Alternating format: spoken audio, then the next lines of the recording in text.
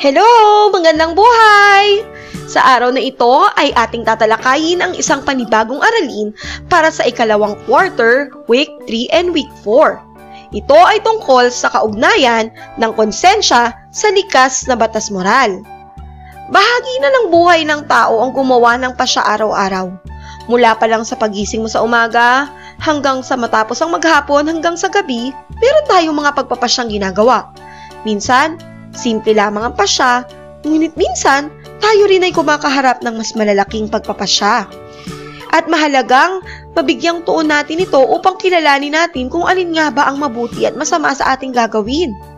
Paano nga ba nagiging tama ang kilos samantalang mali naman ang iba? Paano mo nga ba nakikilala ang mga ito? Sa ating aralin para sa araw na ito ay inaasahan na makikilala mo bilang natatangi sa tao ang likas na batas moral, ang pagtungo sa kabutihan ay may kamalayan at kalayaan, at ang unang prinsipyo nito ay may likas sa tao na dapat gawin ang mabuti at iwasan ang masama. Ikalawa, na ilalapat ang wastong paraan upang baguhin ang mga pasya at kilos na taliwas sa unang prinsipyo na likas batas moral.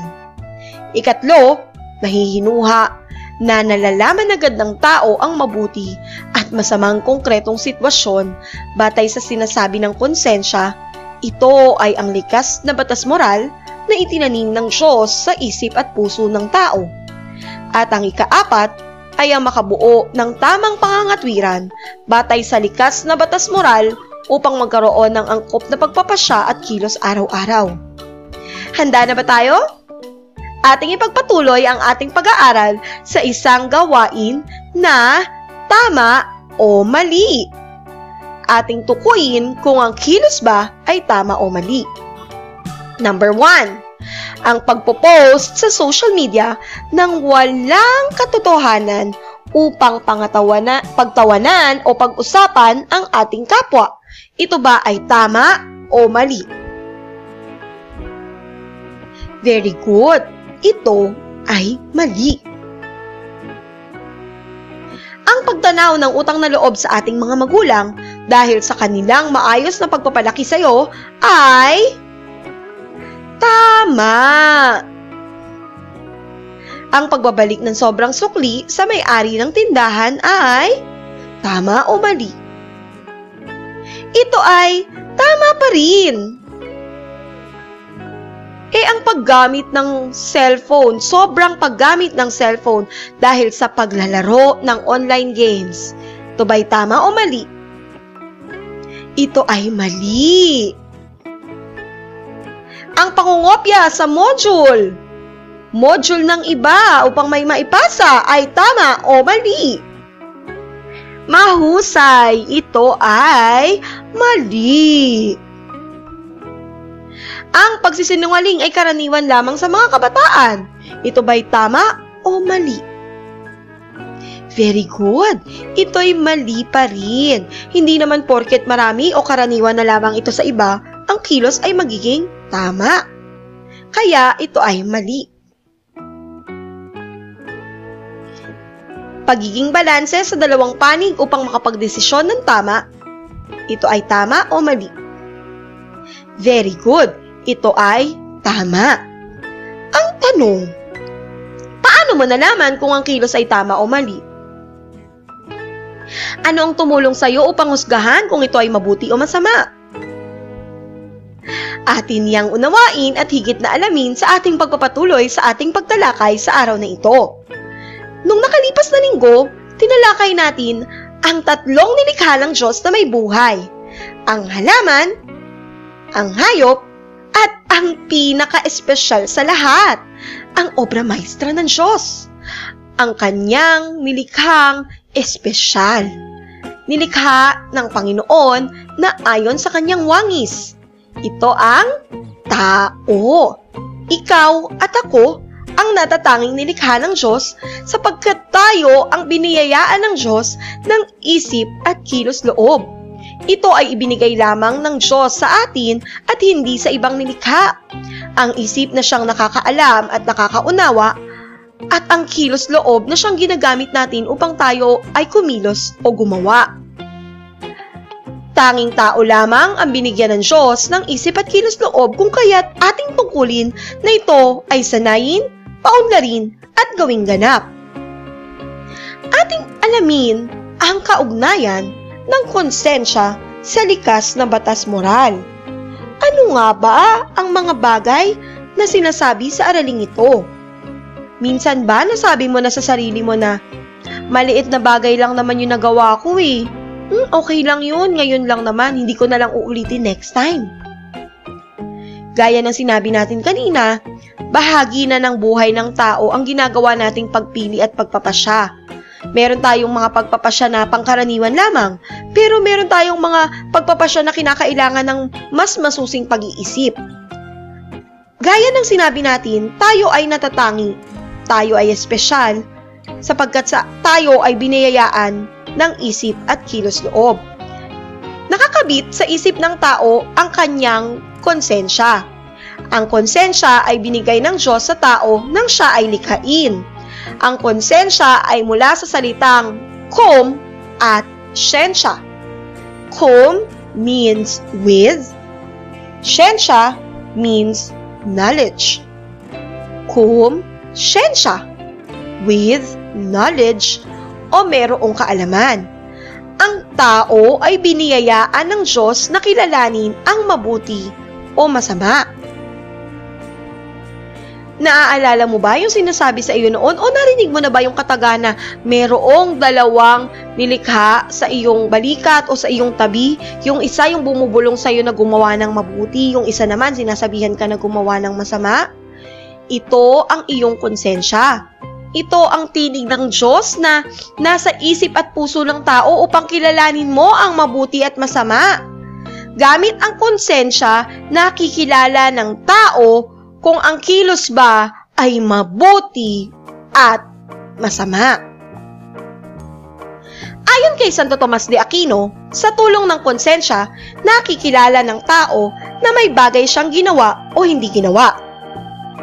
Sa pamamagitan din ng konsensya, nahuhusgahan ng tao kung may bagay na dapat sana ay ginawa niya pero hindi niya ginawa o bagay na hindi niya dapat ginawa pero ginawa niya. At gamit din ng konsensya, nahuhusgahan ito ang bagay na ginawa niya kung ito ay nagawa niya ng maayos at tama o nagawa ng hindi maayos o mali. Pinakakita lamang dito na ang konsensya ay nakakabit sa isip ng tao. Kaya't ito ay ang kakayahan ng tao na mag-isip at maghusga ng mabuti at masama. Ang konsensya ang batayan ng isip sa paghuhusga ng tama o mali. Mayroong dalawang uri ng konsensya. Una, ang tama.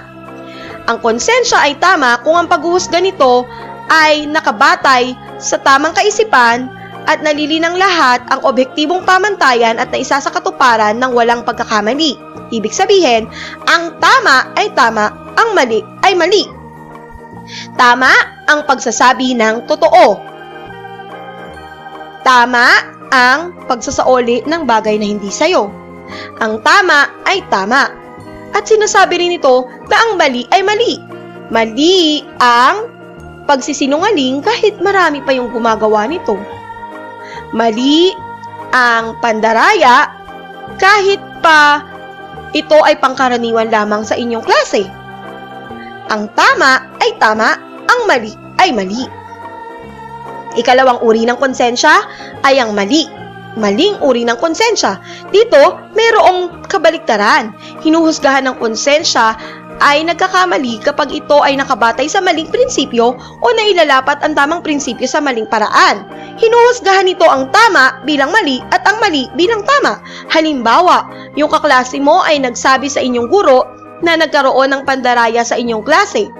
Ang ginawa ng inyong kaklase ay hinuhusgahan ng mali. Sinasabi, mali yung ginawa niya, ngunit ang totoo, ang pagsasabi ng totoo ay tama. So dito yung tama, ginagawang mali, at yung mali, ginagawang tama. Ano nga ba ang likas na batas moral? Ano naman ang likas na batas moral? Ito ay binigay din ng Diyos sa tao nang siya ay nilikha. Ito ay batas na nagbibigay ng kakayahan sa tao upang makilala ang mabuti at masama. Ang batas na ito ay binigay upang gawin ng tao ang unang prinsipyo. Ang prinsipyo ng likas na batas moral ay likas sa tao na dapat gawin ang mabuti at iwasan ang masama. Ulitin natin. Likas sa tao na dapat gawin ang mabuti at iwasan ang masama. Ang batas na ito ang nagbibigay gabay upang gawin ang unang prinsipyo na likas sa tao na dapat gawin ang mabuti at iwasan ang masama. Ang batas na moral ay likas sa tao dahil sa kanyang kalayaan, kaya't walang kalayaan ang hindi sakop ng batas na ito. Nakasaad sa batas na ito ang dapat gawin at hindi dapat gawin ng tao, kaya't ito ay gabay sa kilos ng tao. Ang likas na batas moral ay likas sa tao dahil sa kanyang kalayaan, kaya't walang kalayaan ang hindi sakop ng batas na ito. Nakasaad sa batas na ito ang mga bagay na dapat gawin at hindi dapat gawin ng tao, kaya't ito ang gumagabay sa kilos ng tao. May 4 na katangian ang likas na batas moral. Una, ito ay objektibo. Ibig sabihin, ito ay nakabatay sa katotohanang nagmumula sa Diyos. Ikalawa, ang likas na batas moral ay pangkalahatan o universal. Saklaw nito ang lahat ng tao, anumang lahi, anumang kultura, anuman ang iyong pinagmulan. Ito ay para sa lahat. Ikatlo, ang likas na batas moral ay walang hanggan o eternal. Ibig sabihin, ito ay walang katapusan, walang hanggan o permanente. Ika-4, ang likas na batas moral ay hindi nagbabago o immutable. Ibig sabihin, ang batas na ito ay para sa lahat ng tao na nagsisilbing bigkis para sa bawat isa. Kung gayon, ano ang kaugnayan ng ating konsensya at likas batas moral? Ang ating konsensya ay nagbabatay sa kung ano ang sinasabi ng likas na batas moral na mabuti. Ang sabi ng likas na batas moral, dapat gawin ang mabuti at iwasan ang masama. Binabatay ng konsensya ang kanyang paghuhusga sa likas na batas moral. Ang tao ay binigyan ng Diyos ng kamalayan at kalayaan upang gawin ang mabuti at iwasan ang masama. At kapag sinunod ito ng tao, ito ay patungo sa kabutihan. Sana ay may natutunan kayo sa ating aralin. Maraming salamat. Paalam!